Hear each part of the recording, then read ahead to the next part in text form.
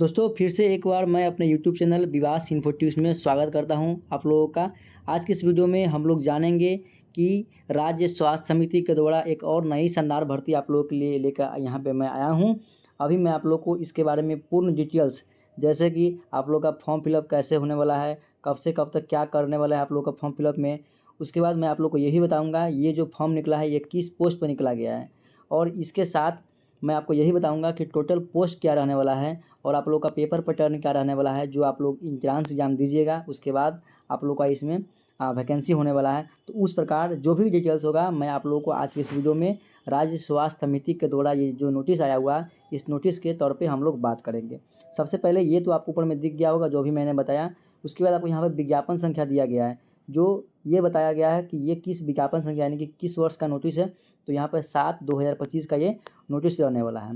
उसके बाद आगे हम बात करते हैं तो यहाँ पे आपको पद का नाम दिया गया है कि ये किस पद पे ये जो जॉब होने वाला है, ये वैकेंसी होने वाला है, ये कौन से पद पे दिया गया है। और साथ में आप लोग को यहाँ पे ये भी दिया गया है कि ये जो वैकेंसी है आपको NHM यानी कि राष्ट्रीय स्वास्थ्य मिशन के द्वारा ये वैकेंसी निकाला गया है, जिसमें आप लोग को यहाँ पर दिख रहा होगा राइफल अस्पताल, सामुदायिक स्वास्थ्य केंद्र, प्राथमिक स्वास्थ्य केंद्र और आँखों की देखभाल के लिए ये वैकेंसी निकाला गया है। तो आप सीधा समझिए ये जो वैकेंसी है आप लोग को नेत्र सहायक के तौर पे ये वैकेंसी निकाला गया है, जिसमें आप लोग को यहाँ पे ये सबसे पहले एक चीज़ इम्पोर्टेंट चीज़ ये मैं आपको बता दूँ, ये जो फॉर्म आपका रहने वाला है और ये जो जॉब रहने वाला है ये संविदा पर रहने वाला है। ठीक है, ये आपका जो वैकेंसी रहने वाला है संविदा पर रहने वाला है। ये गवर्नमेंट जॉब के अंतर्गत आता भी है और संविदा पर भी है। उसके बाद हम लोग आगे देखते हैं कि क्या दिया गया है। आगे आप लोग देखने से पहले आपको यहाँ पर कुछ वेतन के बारे में दिया गया कि प्रति माह आपको कितना वेतन दिया जाएगा। साथ में आप लोग को अब यहाँ पे पद का नाम देखिए दिख रहा होगा और पद में कौन से कैटेगरी में कितने सारे जो सीट रिजर्व किया गया वो दिया गया है। और यहाँ पे आपको क्वालिफिकेशन दिया गया कि आप लोग का कौन से जो पद रहने वाला उसमें क्वालिफिकेशन क्या रहने वाला वो दिया गया है। जैसे सबसे पहले आपको नेत्र सहायक दिख रहा होगा, जिसमें जो भी कैटेगरी है आपको ऊपर में देख लेना है। जैसे मैं आपको यहाँ पर दिखाऊँ, यहाँ पे आपको कैटेगरी दिख रहा होगा, जैसे जनरल है उसमें 87 सीट है, EWS का उतना सीट है और टोटल सीट की बात करें 220 इतना आपका टोटल सीट रहने वाला है। और इसी के साथ आपको यहाँ पर जो आपका अनिवार्य शैक्षणिक योग्यता बोलते हैं जिसको एलिजिबिलिटी बोलते हैं वो आपका क्या रहने वाला है। अगर आप IAS यानी कि 12th पास आउट है बायोलॉजी से, या आप मैथ प्लस में 10+2 पास आउट है मैथ सब्जेक्ट से, यहाँ आपको ये आपको टोटल दिख रहा होगा कि आपका क्वालिफिकेशन क्या रहना चाहिए 10+2 में, या बायोलॉजी PA पढ़े हुए हैं या मैथ से किए हुए हैं, तब आप इस फॉर्म को फिल कर सकते हैं। उसके बाद भी अगर कोई आपको यहाँ पर दिख रहा होगा जो गवर्नमेंट से सेमी गवर्नमेंट से भी आप कोई पास किए हुए हैं वो भी इस फॉर्म को फिलअप कर सकते हैं। आगे हम लोग बात करते हैं कि आप लोग का उम्र सीमा जो रहता है वो क्या रहने वाला है। तो इस फॉर्म को फिल करने के लिए आप लोग का उम्र सीमा जो है आपको यहाँ दिख रहा होगा। सामान्य निर्देश में आयु सीमा के लिए जो कटअप रहती है 1/8/2025 से, इसी डेट से आप लोग का ये जो उम्र सीमा है वो गिना जाएगा। उसी के साथ आप लोग का आयु जो यहाँ पर दिख रहा होगा, अगर आपका 21 वर्ष अधिकतम जो न्यूनतम 21 वर्ष और अधिकतम के इस कोटि के अनुसार रहना चाहिए।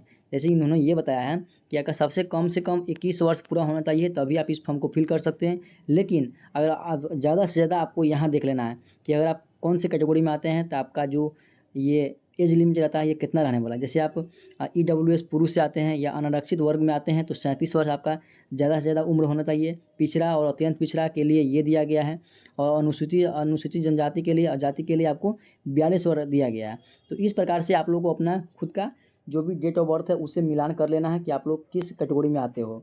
और साथ में आप लोग को यहाँ पे जो दिव्यांग है उनको 10 वर्ष की छूट भी दी गई है, ये इन्होंने यहाँ पे दर्शाया है। आगे हम लोग देखते हैं, जैसे आपका ये फॉर्म फिलिंग के प्रोसेस स्टार्ट होने वाला है। जो आप लोग का फॉर्म फिलिंग का डेट रहने वाला है वो मैं अभी बताऊंगा। वो फॉर्म फिलिंग का प्रोसेस आप लोग यहाँ से फिल कर सकते हैं। आपको ये जो दिख रहा है वेबसाइट वो आप यहाँ से फिल कर सकते हैं। लेकिन आप लोग को जैसे ही ये लिंक एक्टिवेट होगा मैं आप लोग को एक वीडियो और बना दूंगा जिसमें आप लोग फॉर्म फिलिंग की प्रक्रिया आप लोग जान सकते हैं। अब हम लोग जानते हैं कि हम लोग का फॉर्म फिलिंग की प्रक्रिया कब से कब तक रहने वाला है। यहाँ आपको फॉर्म फिलिंग का प्रक्रिया दिख रहा होगा। जैसे ही फॉर्म फिल की प्रक्रिया प्रारंभ होने की तिथि दिख रहा होगा 14/8/2025 10 बजे से शुरू होने वाला है। उसके बाद आपको जो लास्ट डेट रहने वाला है 28/8/2025 को 6 बजे शाम तक आप फॉर्म फिलअप कर सकते हैं। लेकिन कभी भी आप किसी भी प्रकार के फॉर्म फिलअप करते हैं तो इस डेट को यानी कि अंतिम तिथि को ध्यान में न रखते हुए केवल इस तिथि को आप ध्यान में रखिए और इससे पहले आप फॉर्म फिलअप कर लीजिए। ठीक है, ये जो लास्ट वाली तिथि आपको दिख रहा है इससे पहले आप लोग फॉर्म फिलअप कर लीजिएगा, आपके लिए बहुत बहुत अच्छा रहेगा दोस्तों। आगे हम लोग बात करते हैं, यहाँ आपको जो दिया गया है इसमें क्या कहा गया है, ये जो जॉब होने वाला है 11 माह का संप्रति पे दिया गया है, ठीक है। तो संतोष पर आपको और भी मैं आपको पढ़ के सुनाता हूँ कि इसमें क्या दिया गया है। जैसे आपको यहाँ पर दिया गया है कि संतोषप्रद कार्य एवं सेवा के आधार पर संविदा अवधि को 60 वर्ष की अवधि तक जो आपको ये परमानेंट किया जा सकता है। लेकिन अभी फ़िलहाल आपको 11 माह तक ये संविदा पर आपका जॉब करने के लिए मिलेगा। लेकिन अगर आपका कार्य अच्छा रहा और भी सब कुछ ठीक-ठाक रहा है तो आपको 60 वर्ष तक यानी कि आपको परमानेंट जॉब उसमें कर दिया जाएगा संविदा के तौर पे। ये पॉइंट भी आपको पढ़ लेना है, ठीक है? ये भी उसमें आपके लिए इम्पोर्टेंट रहने वाला है। जो गैर सरकारी सेवा रहेगा उसको बाद में कैसे इन लोगों ने क्या मतलब जो परमानेंट करने वाले हैं वो यहाँ पे बताया गया है। साथ में ये भी देख लेना है, आरक्षण की बात करें आपको यहाँ पर दिख रहा होगा कि आरक्षण किस कैटेगरी में कितना आरक्षण मिलने वाला है, वो आपको दिखा गया। 35% तो आरक्षण यहाँ पर दिया ही जा रहा है। वो आपको यहाँ पे जो महिला है उनका सीट भी यहाँ पे इन्होंने अलग दिया गया है। तो इन सबको आपको देखने के बाद मैं आप लोग को नीचे आपको बता रहा हूँ कि अगर आपको जो भी स्टूडेंट ओबीसी कैटेगरी से आते हैं और उनके पास एनसीएल है तो उनको लाभ लेने के लिए एनसीएल प्रमाण पत्र बनाना पड़ेगा। अगर आपके पास एनसीएल नहीं है तो आपको इसका लाभ नहीं मिलेगा।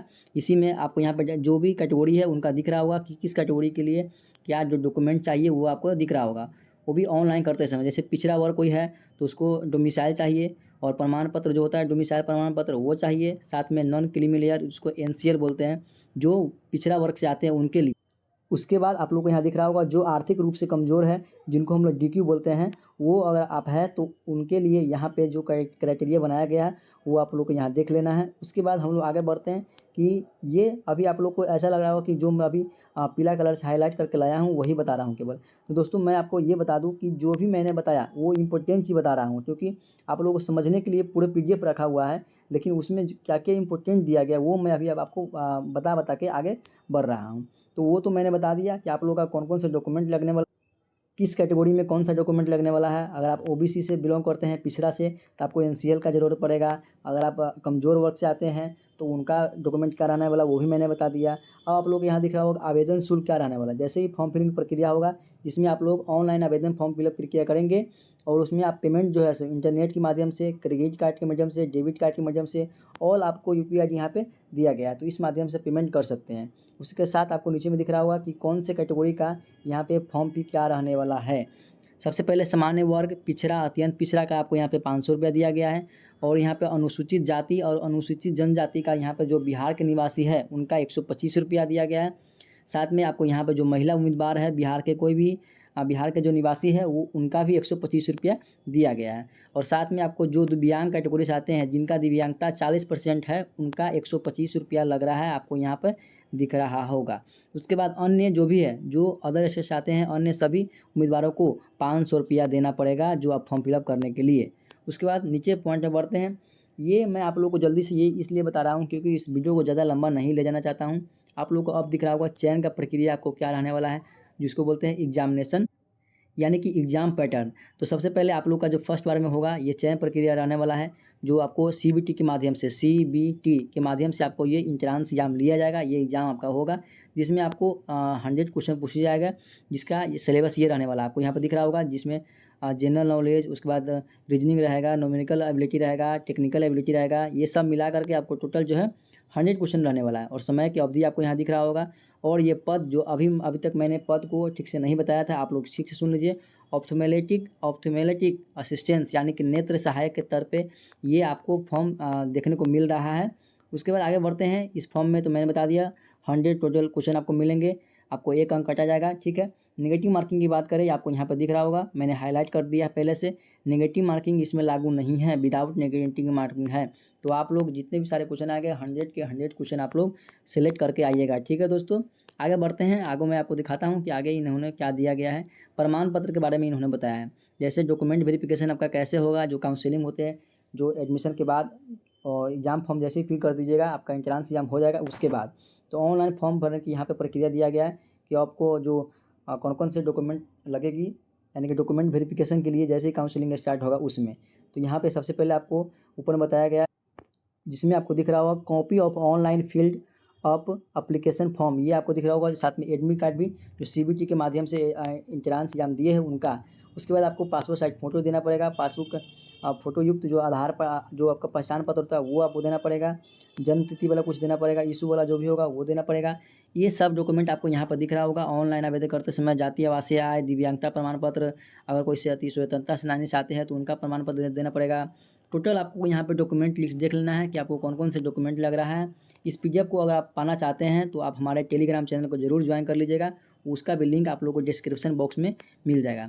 उसके बाद हम लोग आगे देखते हैं आगे क्या दिया गया है। यहाँ तक तो डॉक्यूमेंट लिस्ट ही था, आपको यहाँ पे दिख रहा होगा प्रमाण पत्र सत्यापन हेतु आवश्यक दिशा निर्देश अलग-अलग से प्रसारित किए जाएँगे, ठीक है? आपको ये सब देख लेना है, ठीक है? उसके बाद आगे हम लोग बढ़ते हैं। जो भी पॉइंट अगर आपको समझ में नहीं आए ज़रूर मुझे कमेंट कीजिएगा, मैं आप लोगों को उसका सॉल्यूशन बता दूँगा, इसमें क्या-क्या कहा गया है। तो ये हम लोग का लास्ट पॉइंट था कि इसमें क्या-क्या दिया गया है। डॉक्यूमेंट वेरिफिकेशन के बारे में हम लोग जान लिया।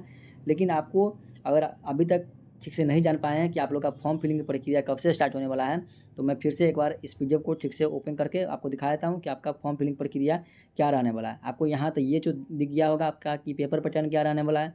जैसे एग्ज़ाम होगा उसमें आपका जो एग्ज़ाम रहने वाला है वो क्या रहने वाला है वो आपको पता हो गया होगा। उसी के साथ आपको यही मालूम चल गया होगा कि आपका फॉर्म फिलिंग जो प्रक्रिया होने वाला है उसमें पेमेंट कितना लगने वाला होगा, आपको पेमेंट कैसे करना है और उसके बाद आपको मैं ये भी बता दूँ कि आपका फॉर्म फिलिंग की प्रक्रिया कैसे चलने वाला है। ये हर एक जानकारी मैंने आपको आज की इस वीडियो में बता दिया। अब इस वीडियो को मैं यहीं पे एंड करने जा रहा हूँ। लास्ट में फिर से एक बार बता देता हूँ कि आप लोगों का फॉर्म फिलिंग प्रक्रिया 14/8/2025 से लेकर के ये 28/8 तक चलने वाला है, लेकिन आपको 27 तक ही याद रखना है कि 27/8 तक ये फॉर्म चलने वाला है। दोस्तों इस वीडियो को अपने दोस्तों के साथ ज़रूर शेयर कीजिएगा ताकि उनको भी जो भी छात्र ये फॉर्म फिलअप करना चाहते हैं नेत्र सहायक के पद पे, तो उन लोगों के लिए बहुत शानदार मौका है। तो आप लोग जाइए इस वीडियो को अपने व्हाट्सएप ग्रुप जितने भी सारे आपके पास ग्रुप है उसमें सेंड करते रहिएगा। मिलते हैं दोस्तों नेक्स्ट वीडियो में। Thank you.